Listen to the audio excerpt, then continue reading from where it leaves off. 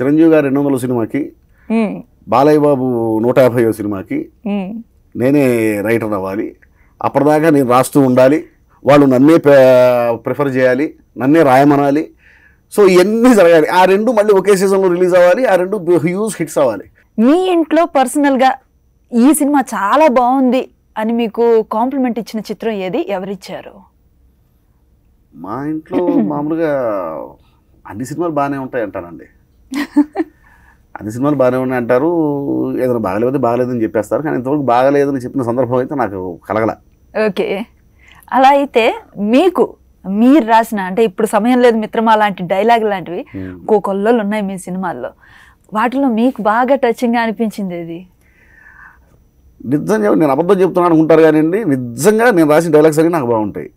ఎందుకంటే ఒక డైలాగ్కి ఇంపార్టెంట్ ఇచ్చి అది నాకు ఈ డైలాగ్ నచ్చింది, సెకండ్ ఈ డైలాగ్ నచ్చిందని ఏ డైలాగ్ని నేను తక్కువ చేయలేను. ఎందుకంటే అన్ని డైలాగులు ఇష్టపడి రాసుకున్నవే, అంటే ఏ సందర్భానికి తగ్గట్టు ఆ సందర్భంగా.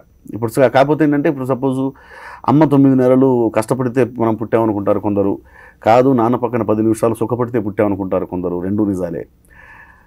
కానీ పురిటి నొప్పులు చూసినవాడు మనిషి అవుతాడు, పడక సుఖాన్ని చూసినవాడు పశువు అవుతాడు అనే డైలాగ్ ఉంది. ఆ డైలాగ్ ఏంటంటే నన్ను తయారు చేసిన డైలాగ్ అది. అంటే సాయిమాధవ్ అనేవాడు ఇప్పుడు ఇక్కడ కూర్చున్నాడంటే ఆ డైలాగ్ కారణం.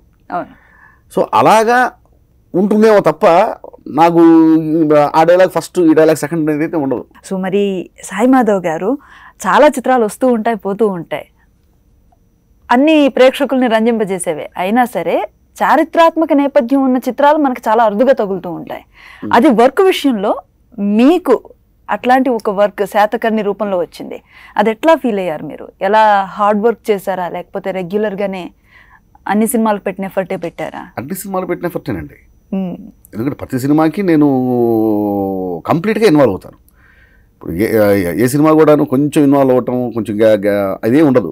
దానికి 50% ఇన్వాల్వ్ అయ్యాను, దీనికి 75% ఇన్వాల్వ్ అయ్యాను, దీనికి 100% ఇన్వాల్వ్ అయ్యాను అని నేను చెప్పను. ప్రతిదీ 100% ఇన్వాల్వ్ అవుతాను. 100% ఇన్వాల్వ్ అయినప్పుడు ఏ సబ్జెక్ట్కి తగ్గట్టు ఆ సబ్జెక్ట్కి వస్తుంది అంతే అవుట్పుట్. ఇప్పుడు శాతకర్ణి అనేసరికి అందులో కావాల్సిన బోల్డని ఎమోషన్స్ ఉన్నాయి.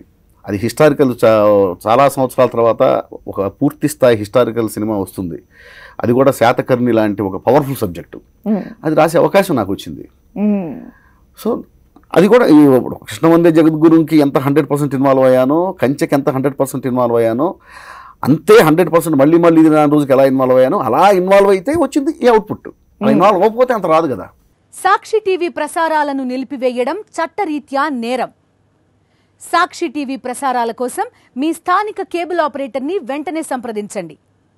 DTHలో, ఇంటర్నెట్లో కూడా సాక్షి టీవీ ప్రసారాలను వీక్షించవచ్చు.